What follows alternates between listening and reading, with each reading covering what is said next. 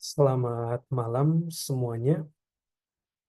Kita akan segera memulai latihan bersama. Selamat datang kepada semua peserta. Seperti biasa, kita akan memulai dengan aspirasi pembuka. Aspirasi ini bukan hanya untuk kebahagiaan diri sendiri, tetapi juga untuk kebahagiaan semua makhluk.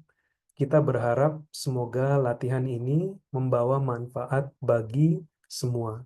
Sekarang, mari kita membaca aspirasi pembuka bersama-sama sebanyak 3 kali. Dengan kewelas-asihan dan kebijaksanaan tanpa batas, saya akan bekerja untuk kesejahteraan semua. Semoga kita terbebas dari keserakahan dan perselisihan, serta memiliki sukacita dan dunia yang damai. Dengan kewelas-asihan dan kebijaksanaan tanpa batas, saya akan bekerja untuk kesejahteraan semua. Semoga kita terbebas dari keserakahan dan perselisihan, serta memiliki sukacita dan dunia yang damai. Dengan kewelas-asihan dan kebijaksanaan tanpa batas, saya akan bekerja untuk kesejahteraan semua. Semoga kita terbebas dari keserakahan dan perselisihan, serta memiliki sukacita dan dunia yang damai. Baik, sekarang saya akan menyerahkan waktu dan kesempatan kepada Bro Anthony. Bro Anthony, silakan. Oke, selamat malam teman-teman. Terima kasih Pranaf sudah membuka untuk latihan malam ini. Oke, teman-teman, sebelum kita mulai latihan diskusi malam ini, mari kita latihan meditasi terlebih dahulu. Silakan em,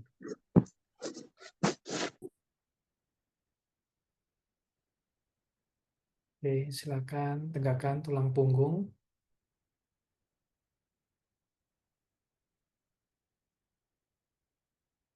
Mata boleh dipejam atau dibuka, manapun yang nyaman bagi Anda.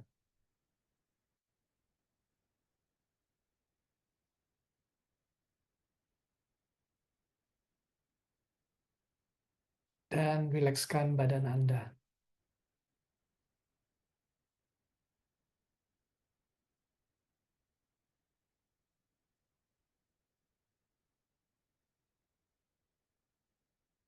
Pertama, rasakan kepala Anda.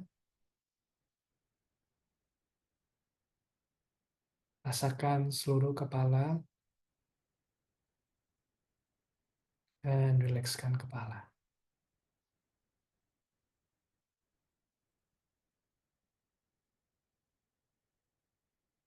Rasakan leher Anda.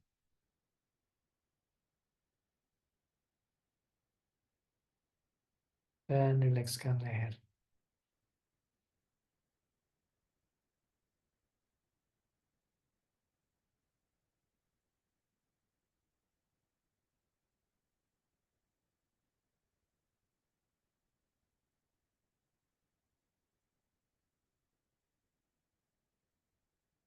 Lalu rasakan dua pundak Anda.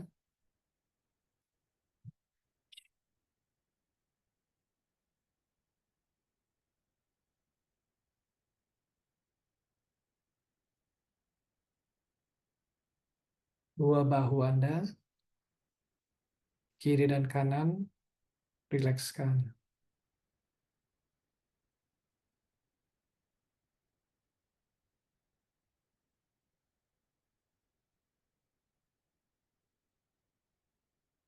Kemudian rasakan dada Anda.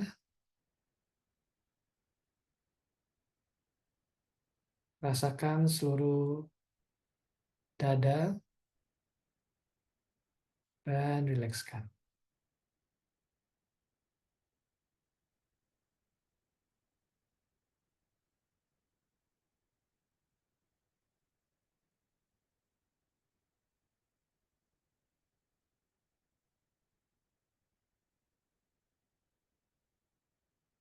Kemudian rasakan perut Anda,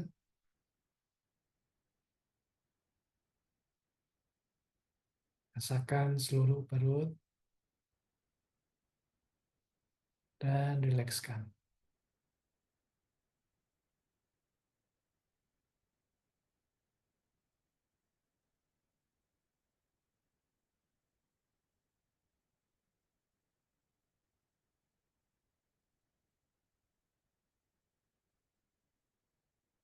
Berikutnya, rasakan tangan Anda dari bahu, lengan atas, lengan bawah, sampai ke jari-jari, seluruh tangan kiri dan kanan.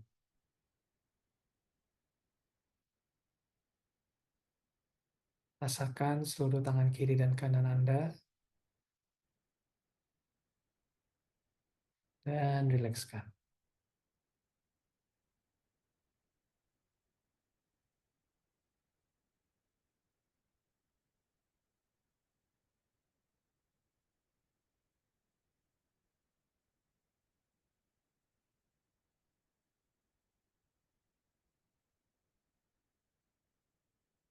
Kemudian rasakan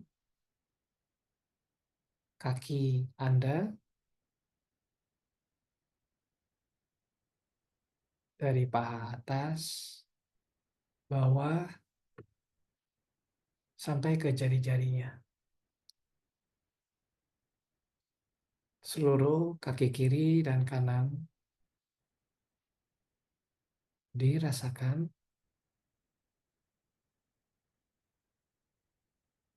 dan rilekskan.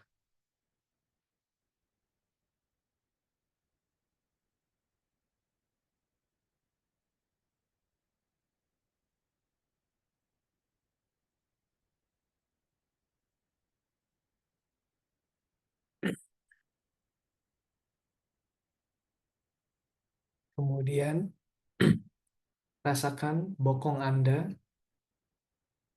yang sedang menyentuh bangku meditasi Anda atau kursi Anda.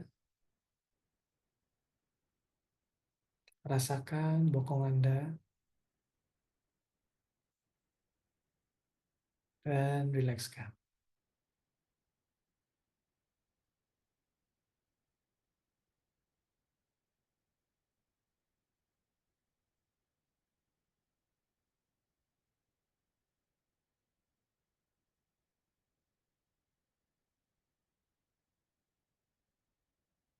Kemudian rasakan punggung belakang Anda, mulai dari yang bawah,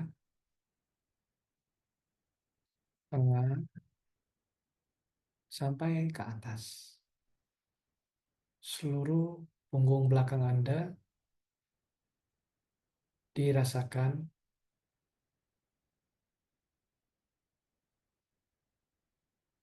dan rilekskan.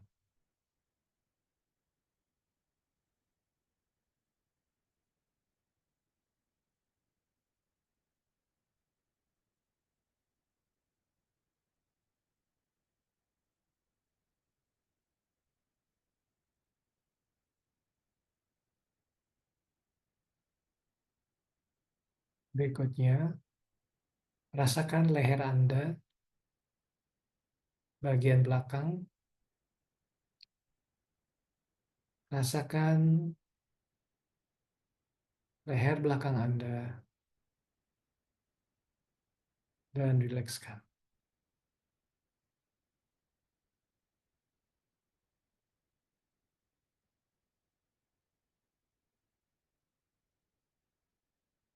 Kemudian rasakan kepala Anda, balik lagi ke kepala, rasakan seluruh kepala Anda dan rilekskan.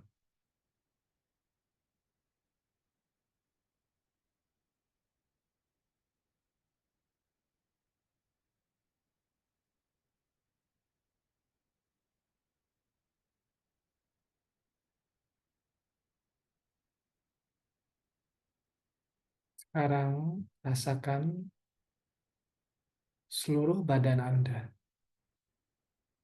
mulai dari atas kepala sampai ke bawah ke kaki Anda. Rasakan seluruh badan Anda dari atas sampai bawah dan rilekskan.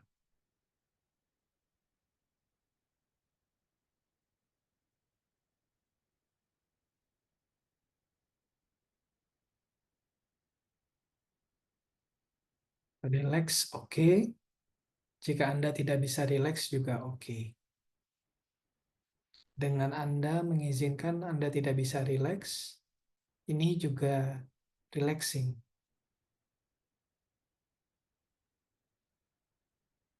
Jadi rileks oke, tidak rileks juga oke.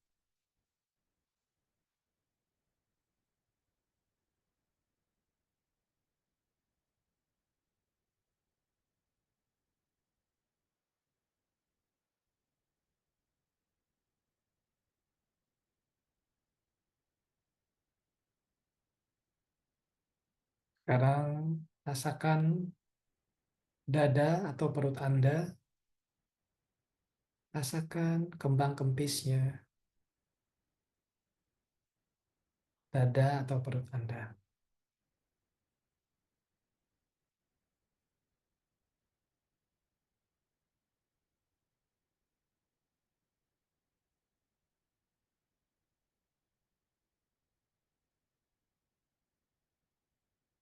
Biarkan badan Anda bernafas secara natural. Anda hanya mengamati saja kembang kempisnya.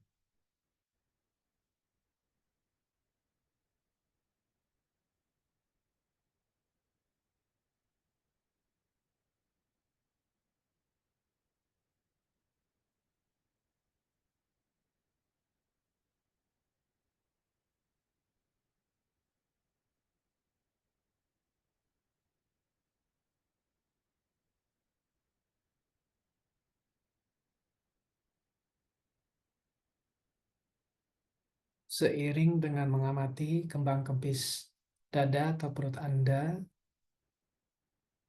rasakan nafas Anda keluar dan masuk.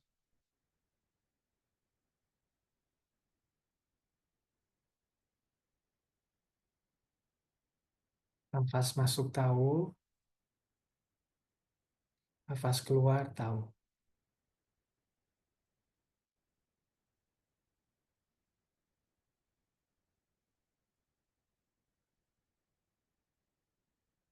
Sama juga di sini, biarkan nafas Anda bernafas secara natural. Di sini kita hanya mengamati saja nafas kita, apa adanya.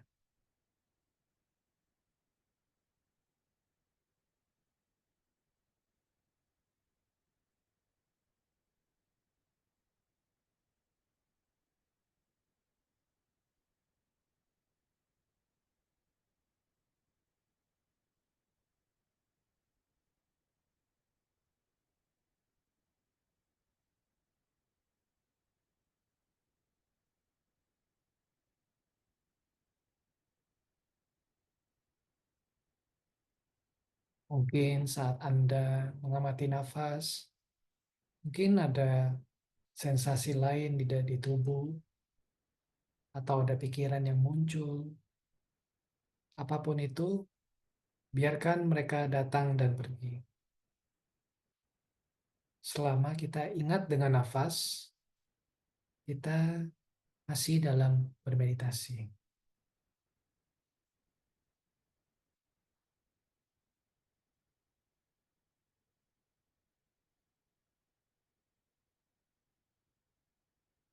Jadi selama kita ingat dengan nafas, is okay. Apapun yang lain yang datang dan pergi juga is okay.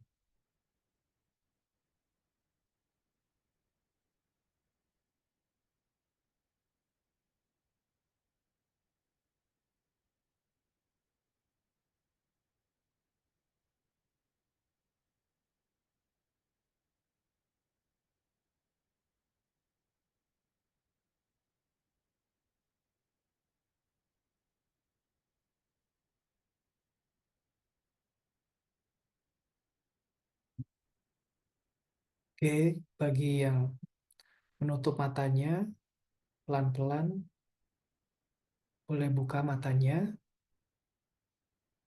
Di sini Anda tidak perlu lagi bermeditasi, hanya beristirahat di sini apa adanya.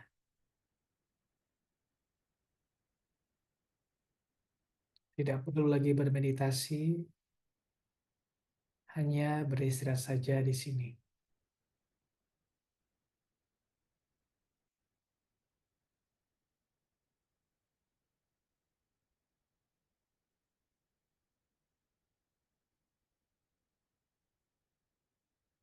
Tahu hadir di sini.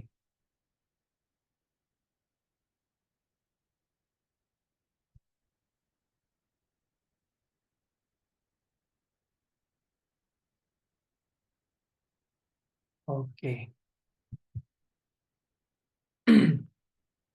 Oke. Selamat malam, teman-teman.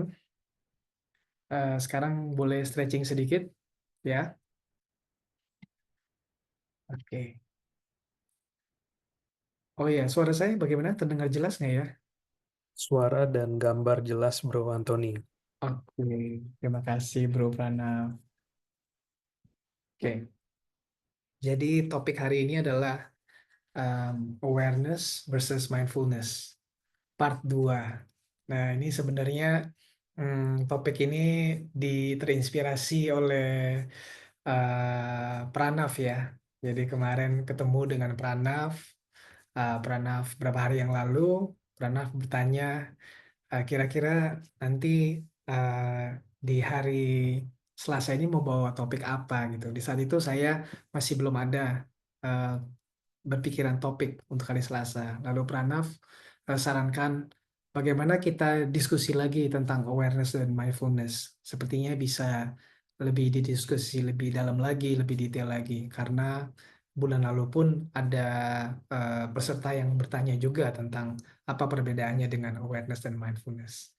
Jadi, thank you Pranav atas idenya. Jadi hari ini kita uh, mungkin diskusi sedikit lagi ya. Uh, Berapa bulan lalu kita pernah membawa topiknya, tapi sekarang kita akan diskusi lagi, mungkin dengan cara yang sedikit yang berbeda, uh, mengupas lebih detail dan lebih simpel lagi mungkin ya. Oke.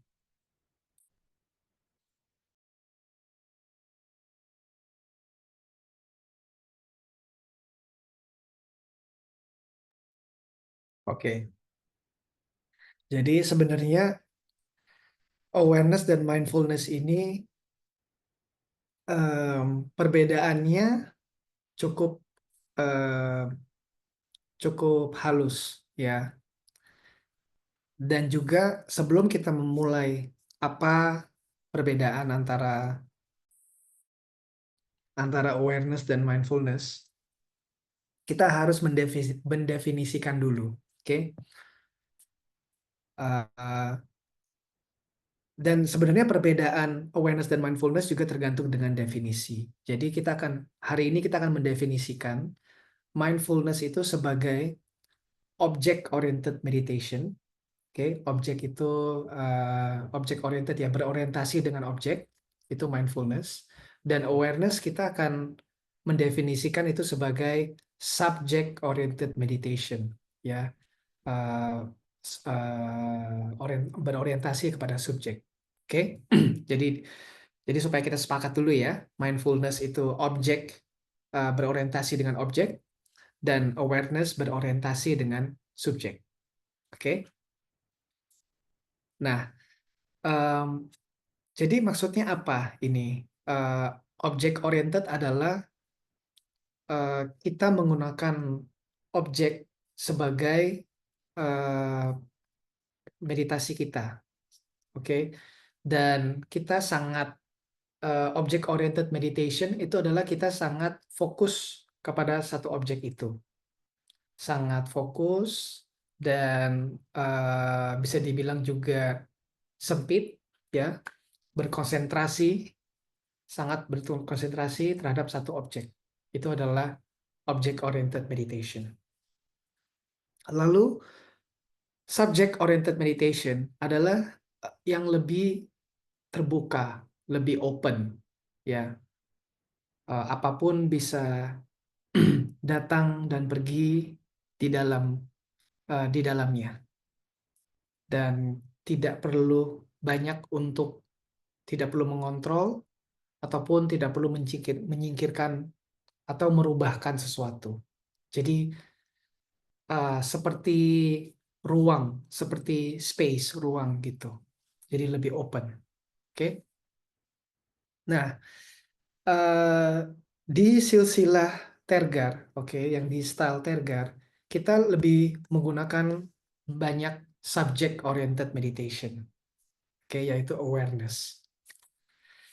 Eh, Kemarin waktu Mingyur Rinpoche, jadi berapa minggu lalu Mingyur Rinpoche membawakan contoh waktu teaching Dorje Drolo, menyontoh menggunakan eh, apa flashlight dari handphone. Menurut saya ini bagus dan saya ingin sharing juga kepada teman-teman di sini.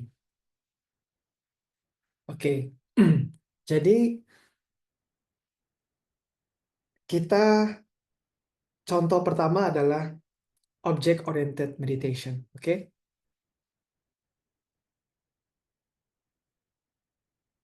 oke, Anda bisa lihat eh, lampu saya.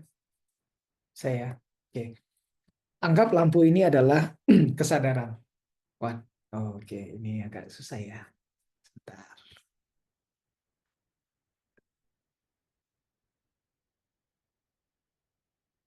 Blur ya. Oke, nggak apa-apa. Oke, anggap lampu ini adalah kesadaran. Dan ini kita lagi coba role play bagaimana object oriented meditation. Ya, misalnya kita lagi sadari atau fokus kepada cangkir ini. Oke, jadi di object oriented meditation kita harus fokus kepada cangkir ini.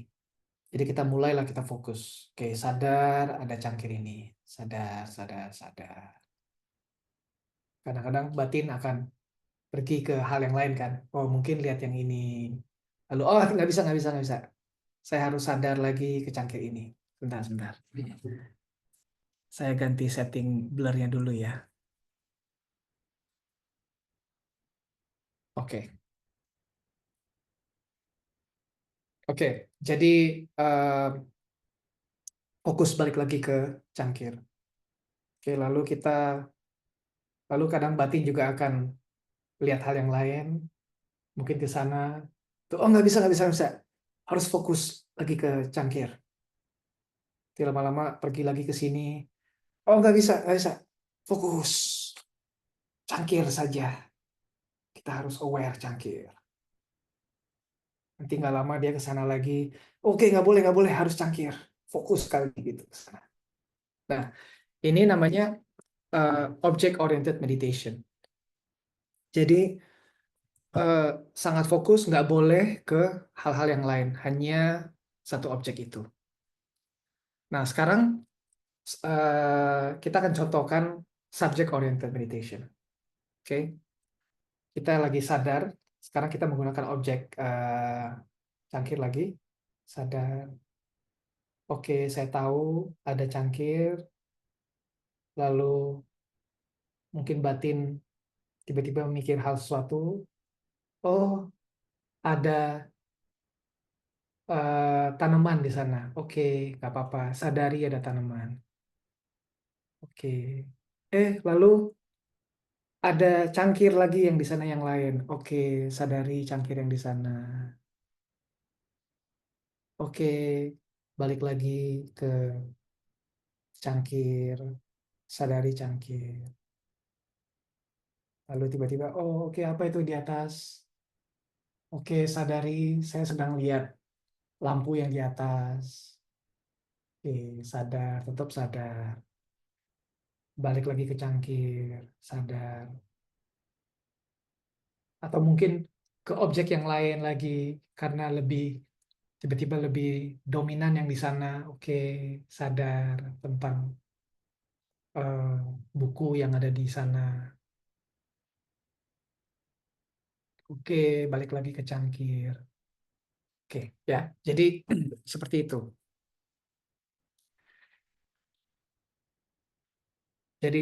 Jadi subject oriented itu eh, seperti seperti lebih terbuka, lebih open. Dia bisa menggunakan banyak objek dan dia juga karena yang penting adalah balik lagi esensi adalah kesadaran, awareness.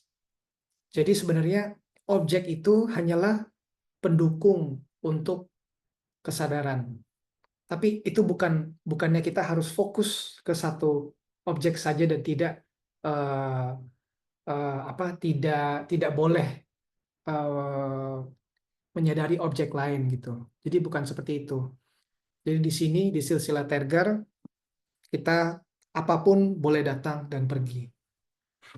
Dan juga contohnya seperti ini. Misalnya kita lagi lihat cangkir ini, ya kita balik lagi lagi lihat cangkir ini. Lalu mungkin ada hal yang lain saat kita lihat cangkir itu. Mungkin ada tatakan cangkir atau apa atau mungkin pikiran yang lain. Itu nggak apa-apa.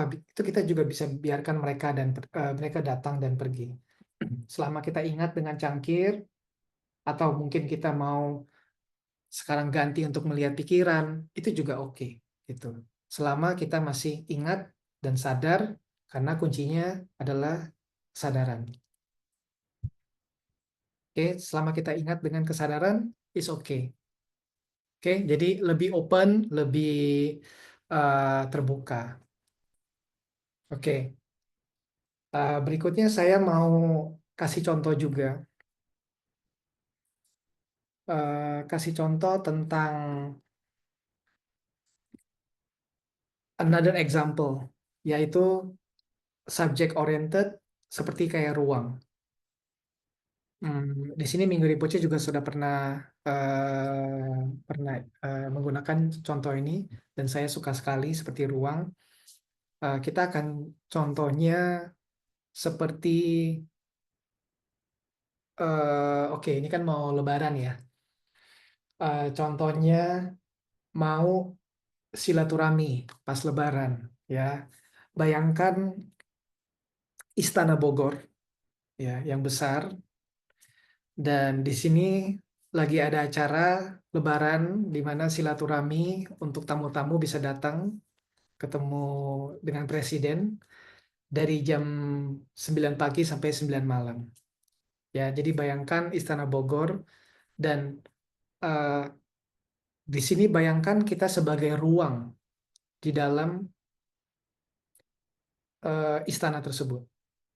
Oke, jadi mungkin kita mulai jam 9 pagi, kita sebagai ruang di sana kita hadir dan kita sadar bahwa oke, orang sudah mulai masuk, tamu masuk jam 9 pagi, mungkin tamunya eh, berbeda-beda, mungkin tamunya ada yang tinggi, ada yang pendek, kita tahu saja, oh oke, tamu masuk, ya, pendek, tinggi. Oke, tamunya lagi ambil makanan. Oke, ini tamunya lagi ketemu dengan Pak Presiden. Lalu mungkin makin banyak, makin siang makin banyak tamunya. Sekarang Anda bisa sadari seperti ruang.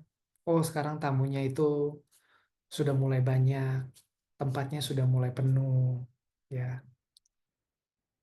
Lalu mungkin setelah jam makan siang, mungkin agak sepi, ya, tamunya pada pergi, ya, tahu, oh tamunya pergi, dan mulai kosong tempat ruangannya ini.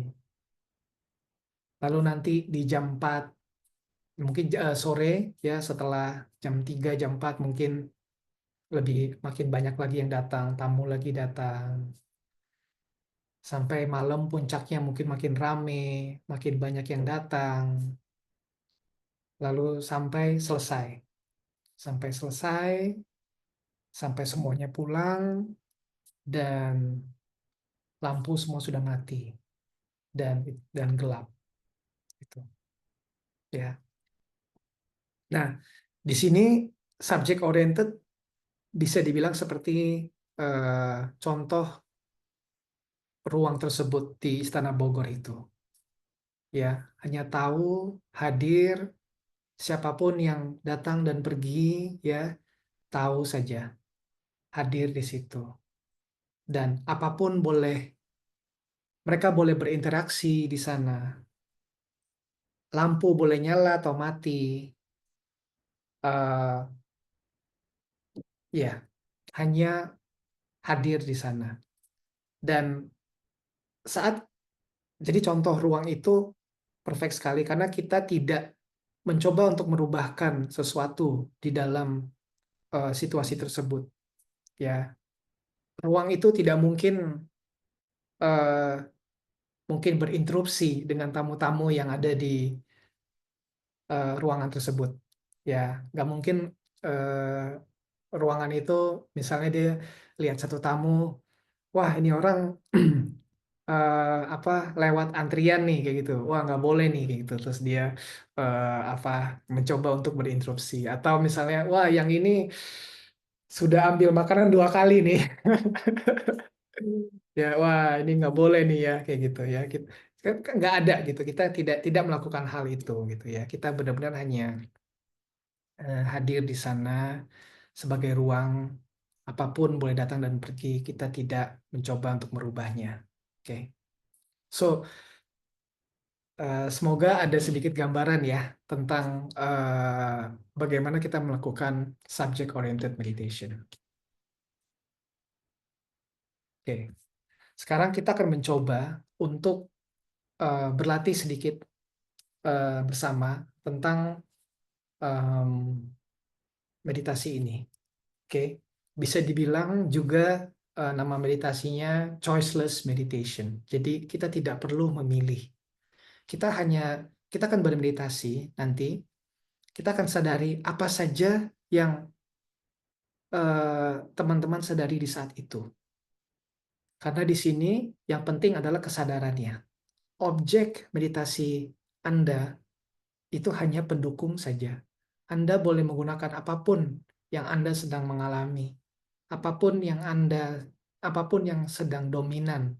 Misalnya saat Anda meditasi, yang dominan adalah tubuh Anda bisa mengamati tubuh Anda. Jadi it's okay. Dan Anda pun bisa switch, misalnya nanti dari tubuh, tiba-tiba ada suara di depan, Anda bisa sadari dengan suara. Jadi seperti itu. Jadi boleh boleh switch objek-objeknya. Oke? Selama Anda ingat, oh saya sadar dengan suara, saya sadar dengan nafas saya, it's okay. Oke? Oke ya, kita akan coba ya bersama. Oke, sekarang silakan eh, tegakkan, ambil posisi meditasi Anda, tegakkan tulang punggung Anda, mata boleh dipejam atau dibuka, manapun yang nyaman bagi Anda,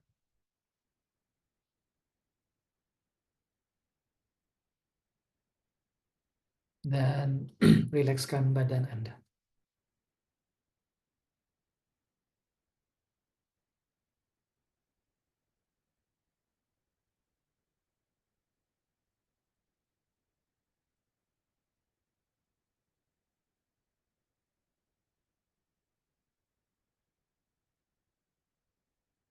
Kita akan mulai dengan kesadaran yang terbuka, tidak perlu bermeditasi dulu, hadir di sini dulu. Hadir saja di sini dan rileks.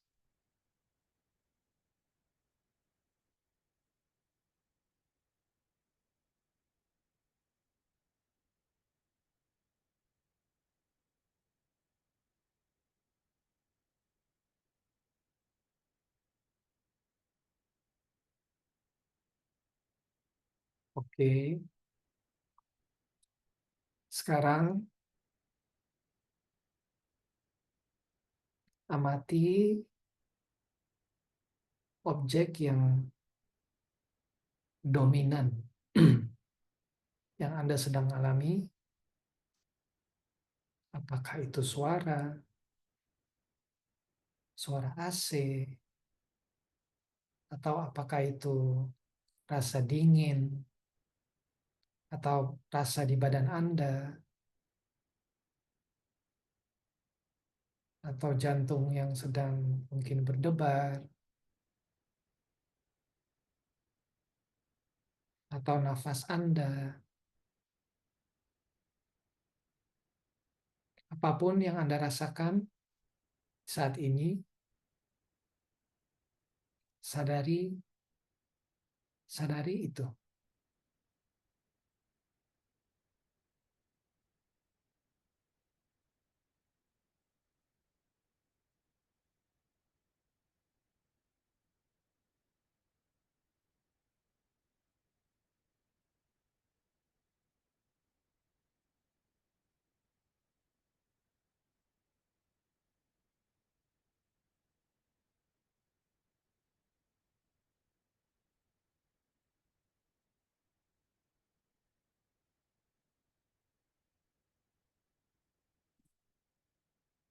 Dan Anda, seperti yang tadi saya bilang, Anda boleh switch.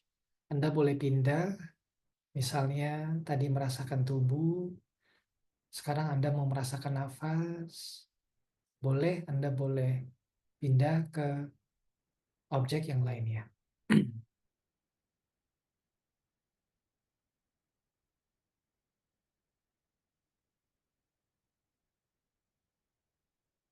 Kita hanya hadir di sini sebagai ruang yang tadi, contoh tadi. Kita tidak perlu merubahkan atau menyingkirkan apapun. Apapun boleh datang dan pergi. Apapun boleh hadir di sini. Kita hanya sadari saja.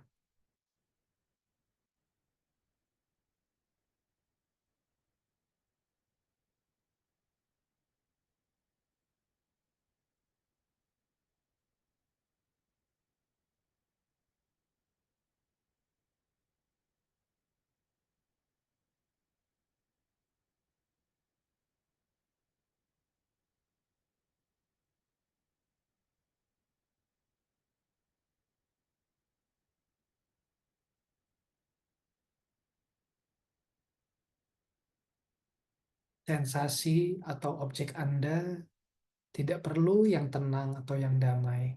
Mungkin Anda merasakan ada sensasi yang tidak nyaman di tubuh Anda. It's okay. Anda juga bisa menggunakannya sebagai objek meditasi. Ingat, esensi dari meditasi adalah kesadaran. Pengalaman baik atau pengalaman positif atau negatif hanyalah pengalaman dari meditasi. Mereka bukan esensi dari meditasi. Jadi pengalaman yang eh, negatif juga, yang kurang nyaman juga oke. Pengalaman yang nyaman oke. Kita tidak mencoba untuk merubahnya. Kita hanya sadari saja sensasi tersebut.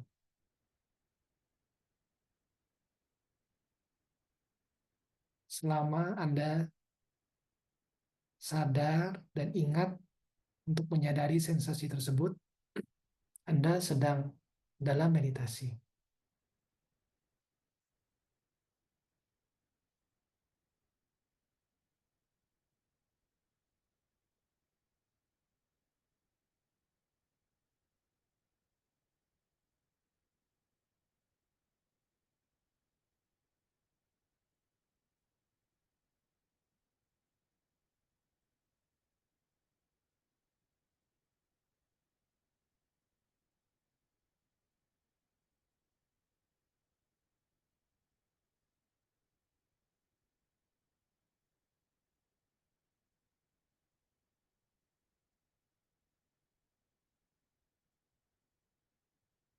Jika Anda lupa dengan kesadaran, tidak apa-apa, kembali lagi dengan objek yang dominan yang Anda rasakan sekarang, dan sadari objek tersebut.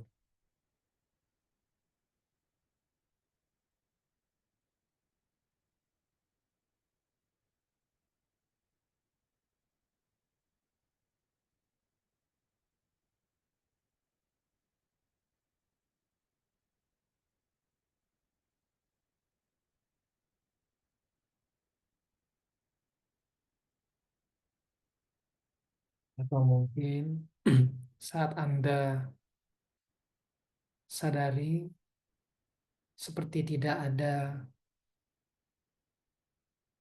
sensasi yang kuat atau pikiran, tidak apa-apa, tidak perlu membuatnya. Artinya Anda sedang mengalami tidak ada objek, dan sadari Anda sedang mengalami yang tanpa objek. Walaupun tidak ada objek, tetap ada kesadaran di sana. Anda tahu Anda sedang sadar tanpa objek.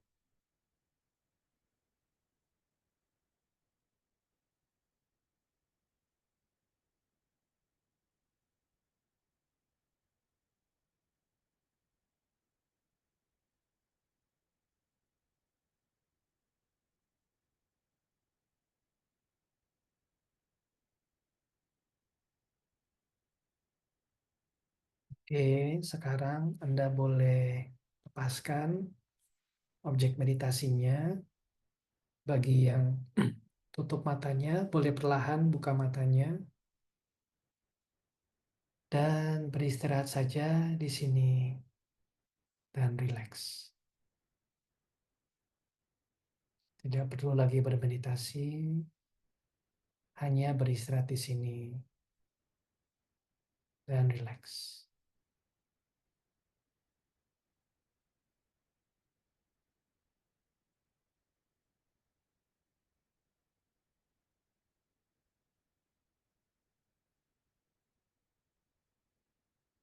Oke, ya,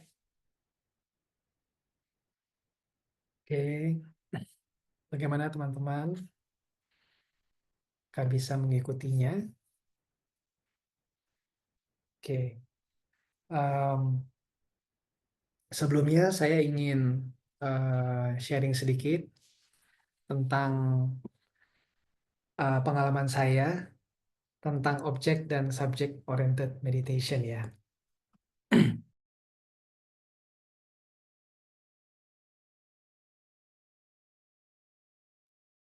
Jadi waktu saya awal em,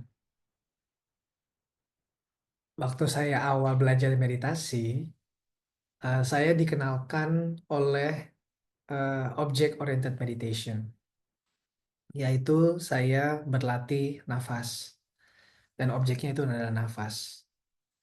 Dan itu baik ya, saya mencoba untuk berkonsentrasi dengan nafas. Hmm, setelah berapa bulan, saya mengalami eh, ada hal lain yang muncul saat saya nafas. Waktu itu saya mengalami eh, jantung yang berdebar, seperti saya nggak tahu apakah itu mirip seperti panik, tapi seperti kayak ada emosi di sini. Dan itu sangat mengganggu jadinya untuk meditasi progres saya, karena saya sedang berlatih dengan objek nafas. Lalu saya pernah bertanya, eh, eh, bagaimana jika ada sensasi emosi tersebut, apa yang harus saya lakukan. Dan saat itu saya disarankan, nggak apa-apa, tetap balik ke nafas saja, tetap balik ke nafas saja. Dan saya melakukannya, eh, namun saya merasakan kok masih masih masih susah ya meditasinya ya gitu. Karena setiap kali saya duduk bermeditasi, pasti ada rasa emosi tersebut yang muncul. Lalu eh, saya bertemu dengan ajaran Tergar, waktu itu Joy Living Level 1, di mana kita diajarkan kita bisa menggunakan banyak objek meditasi, tidak hanya nafas saja. Kita bisa menggunakan nafas, kita bisa menggunakan suara, kita bisa menggunakan badan, pikiran, dan emosi. Di saat itu saya pikir, emosi kayak gitu, bisa ya kayak gitu.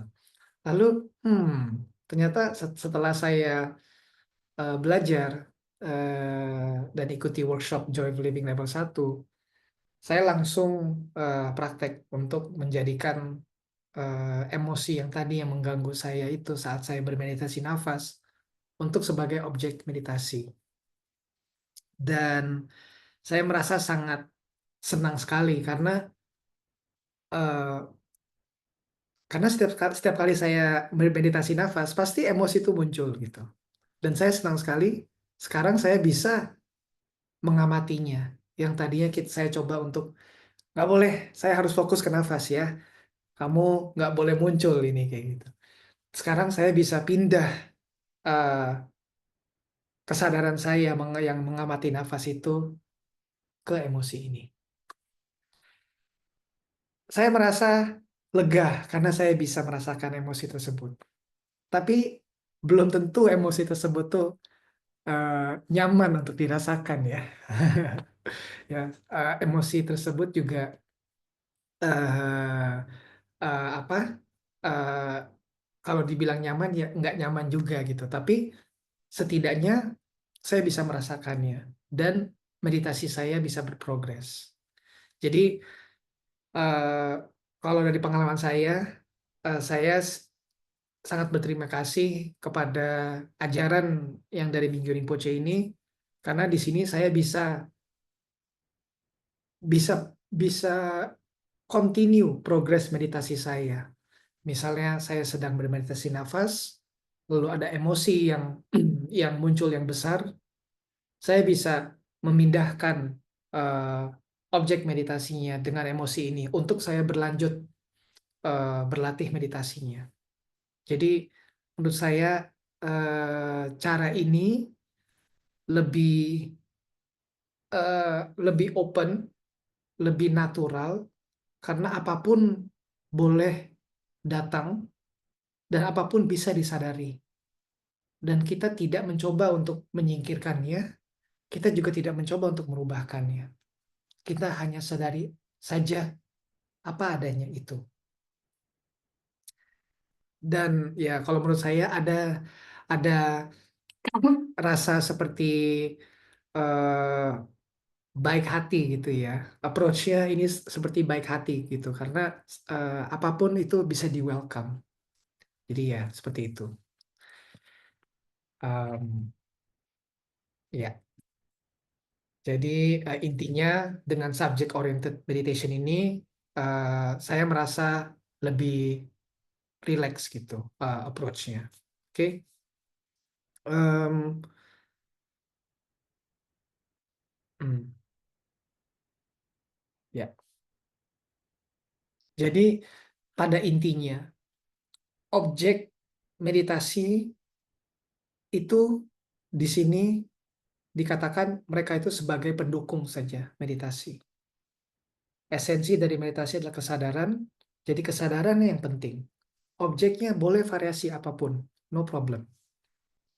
Selama kita sadar, selama kita ingat, kita sedang dalam bermeditasi. Kadang mungkin objek itu tidak ada saat kita mau meditasi emosi mungkin pas kita mau lihat emosi itu sudah tidak ada. Tapi kita bisa menyadari bahwa sekarang kita sedang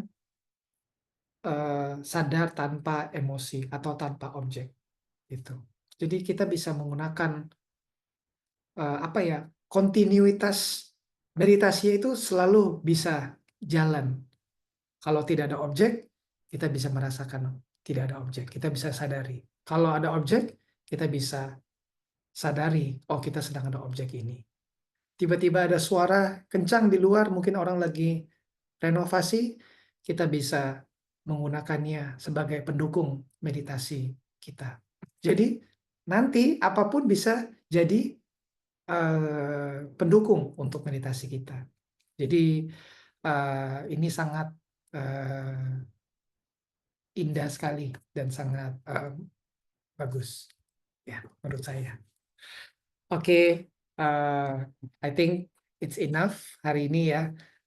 Selebihnya waktu kita ada waktu sekitar 8 menit. Kita pakai sisa waktunya. Mungkin teman-teman yang ingin mau bertanya tentang topik ini atau tentang meditasi, silakan kita beri kesempatan untuk Q&A. Ya, bagi yang memiliki pertanyaan bisa langsung mengetik di kolom chat atau bisa unmute. Dan kita sudah ada pertanyaan dari Kak Yuanita Dewi yang bertanya kenapa kadang masih suka ingin mengontrol kondisi walaupun sudah paham konsep tentang awareness yang hadir mengamati apa adanya.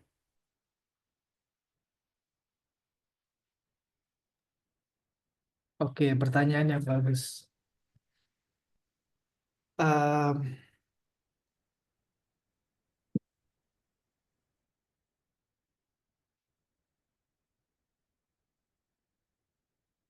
ini ada juga, pertama, mungkin yang pertama adalah ini normal sekali untuk kita ingin mengontrol kondisi ataupun kita ingin berharap ya, itu normal sekali.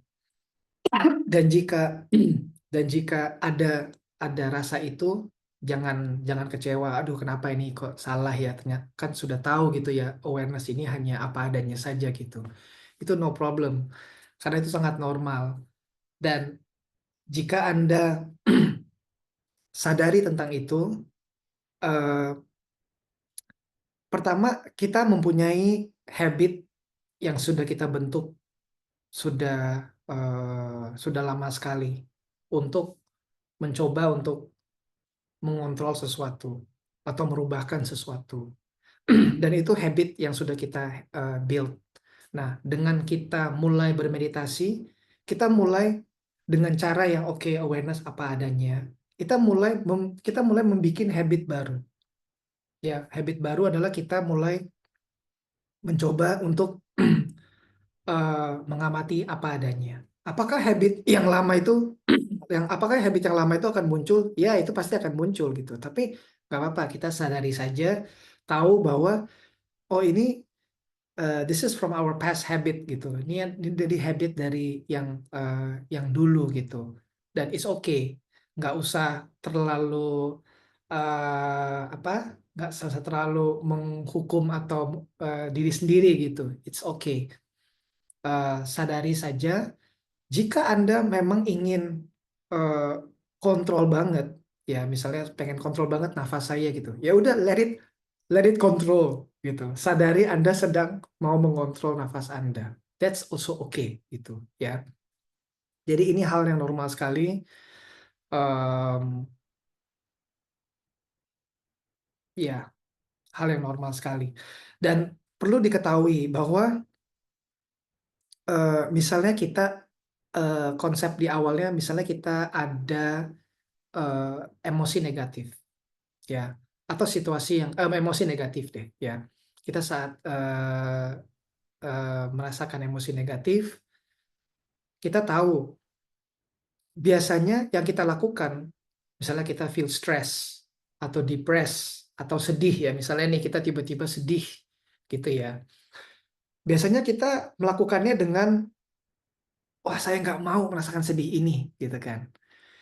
Atau kita mau, saya saya tidak mau merasakan sedih ini. Dan tidak mau merasakan sedih itu sebenarnya akan memuncul eh, seperti kita berlawanan dengan sedih. Dan bahkan kesedihan itu atau stres atau depresi itu akan lebih lebih lebih munculnya lebih besar lagi saat kita tidak inginnya gitu.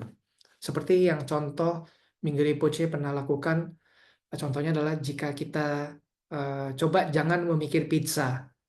Sekarang jangan memikir pizza ya, tidak boleh memikir pizza dalam 1 detik pun. Pasti yang akan keluar adalah langsung pas saya bilang jangan memikir pizza, langsung pizza keluar di saat itu.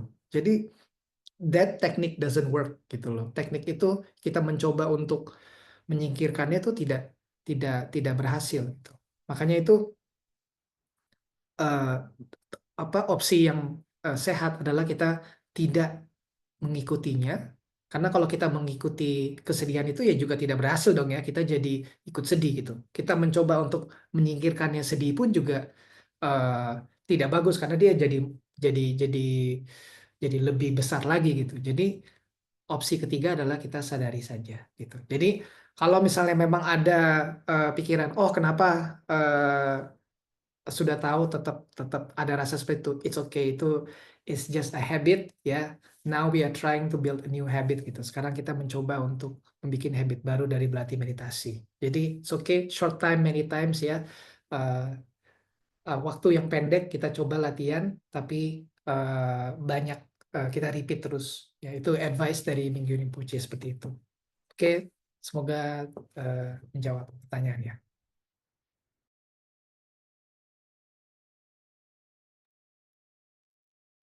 Baik, terima kasih Bro Anthony. Ada pertanyaan dari Kak Kuga yang tanya dari mana kita tahu kalau meditasi kita mengalami progres manakala kita mengikuti kemana saja kesadaran tersebut. Saya juga suka dengan meditasi tipe ini, tapi kadang saya bertanya, apakah meditasi saya mengalami progres atau tidak? Iya, eh, progres meditasi itu hmm, eh, kalau Mingyu Rinpoche bilang signs of progress meditation adalah saat kita mulai lebih sabar, kita mulai lebih fleksibel, eh, ya kita mulai sabar, kita mulai fleksibel, ya lebih more compassionate, lebih cinta kasih dan welas asih, itu batin lebih jernih, ya itu signs yang kita berprogres dalam meditasi. Tapi progres meditasi itu tidak datang secara instan, gitu ya. Itu tidak, contohnya bukan seperti kita mematikan lampu, dia mati, kita hidupin lampu, dia hidup gitu ya. Instan seperti itu. Dia itu eh, sangat subtle, sangat halus, kelihatan signifikan perubahannya. Dan em, ya, dia sangat halus. Sebetulnya em, untuk tahu kita itu sedang apa? Yang penting adalah saat kita sadar, saat kita bermeditasi dengan misalnya kita pindah-pindah objek. Selama kita sadar kita sedang berpindah objek, itu artinya meditasi kita berprogres. Artinya meditasi kita masih sedang berlatih meditasi, walaupun dengan objek-objek yang pindah gitu. Jadi selama kita masih ingat, kita tidak terhanyut oleh objek itu, ya, sama kita tahu, oke, sekarang saya lagi memikir sesuatu. Oke, sekarang saya sedang mengamati nafas. Selama Anda tahu Anda sedang mengamati sensasi itu, pikiran itu, it's okay. Artinya it's good gitu. Bedanya jika Anda terhanyut dengannya. Oh, sekarang mikir ke apa to the past gitu ya, ke masa ke ke zaman, mungkin ada situasi apa yang dimana bikin Anda marah, terus Anda jadi terhanyut dengannya, terus terhanyut dengan ini gitu. Jadi beda gitu ya. Jadi kita tidak terhanyut selama Anda tahu, oke, Anda sedang mengamati uh, the past memory. Oke, sekarang lagi nafas atau sekarang lagi tanpa objek dan Anda mengamati itu terus is okay. Dan sebetulnya bisa dibilang sulit untuk stay with awareness all the time gitu ya. Untuk bersama dengan kesadaran tuh all the time itu sulit. Tapi kita bisa, kata Minggu Rinpoche itu kita bisa glimpse of awareness gitu. Glimpse itu apa ya, sedikit-sedikit gitu ya. Sedikit ingat dengan kesadaran. Oke, sedikit lagi ingat. Oke, mungkin lost lagi, nggak apa-apa. Balik lagi. Balik lagi. Sedikit lagi, sedikit. It's okay. Glimpse of awareness aja sudah bagus. Ya, glimpse of awareness is good. Oke.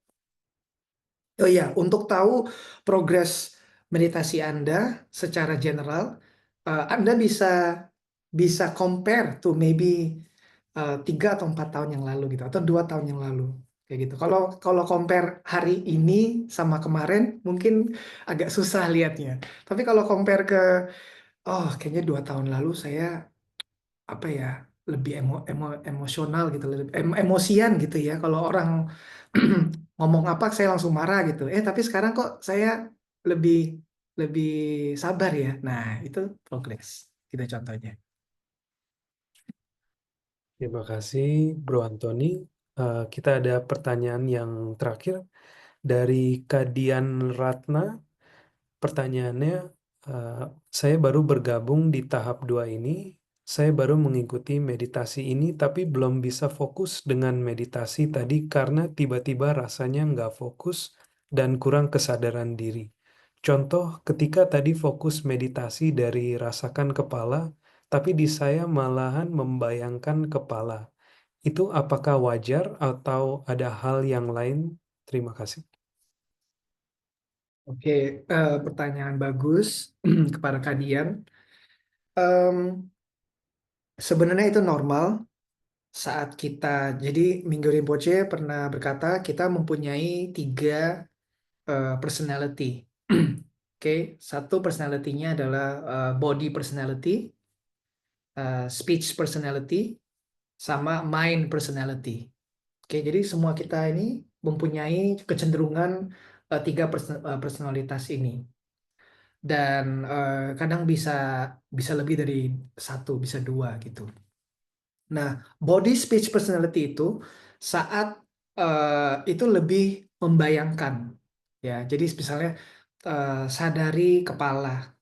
Eh, Biasanya orang yang body personality mereka akan membayangkan kepala, atau sadari nafas mungkin mereka membayangkan hidung, atau membayangkan tenggorokan dan paru-paru gitu. Ya itu body personality. Speech personality ini adalah suara. Jadi lebih cenderung misalnya rasakan kepala. Nah, orang itu akan mengatakan, oke, kepala, kepala, kepala, rasakan kepala, kepala. Jadi ada suara gitu yang di dalamnya. Oh, kepala, kepala. Oke, nafas, nafas, nafas, nafas, nafas, nafas gitu. Jadi, nah itu yang speech personality. Mind personality yang ketiga adalah dia lebih merasakannya saja gitu. Lebih ke sensasi. Misalnya rasakan kepala, dia rasakan sensasi yang ada di kepala. Jadi no problem, karena kita semua mempunyai personality yang berbeda-beda. Mungkin contohnya di sini kalian seperti di kategori body personality. Jadi di mana saat merasakan kepala, Anda membayangkan kepala. Dan misalnya, oh Anda membayangkan kepala dan Anda jadi bisa Anda bisa menggunakan bayangan kepala itu sebagai objek meditasinya gitu. Jadi Anda tidak perlu eh, eh, merasakan harus ada rasa ataupun gitu ya. Apapun yang muncul bagi Anda dan yang normal dan yang gampang, Anda bisa menggunakannya sebagai objek meditasi Anda. Ya, Baik, terima kasih Bro Antoni telah memandu latihan kita malam ini. Sekarang mari kita mendedikasikan seluruh kebajikan yang telah kita kumpulkan bersama dalam latihan ini. Semoga semua makhluk mendapatkan manfaat dan kebahagiaan dari praktik kita. Mari kita membaca dedikasi penutup sebanyak 1 kali. Melalui kekuatan dari praktik berwelas asih ini, semoga penderitaan diubah menjadi kedamaian. Semoga hati semua makhluk terbuka dan Bersama kebijaksanaan mereka mereka memancar dari dalam.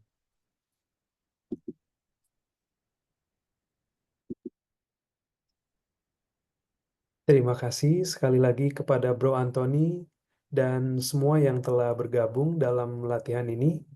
Sampai jumpa di sesi berikutnya. terima kasih semua. Terima kasih Pranaf juga. Semoga hari ini topiknya nggak bikin lebih membingungkan. Terima kasih semuanya. terima kasih semuanya. Ya, terima kasih. Makasih Antoni, makasih Prana. Halo Mbak Dila, makasih.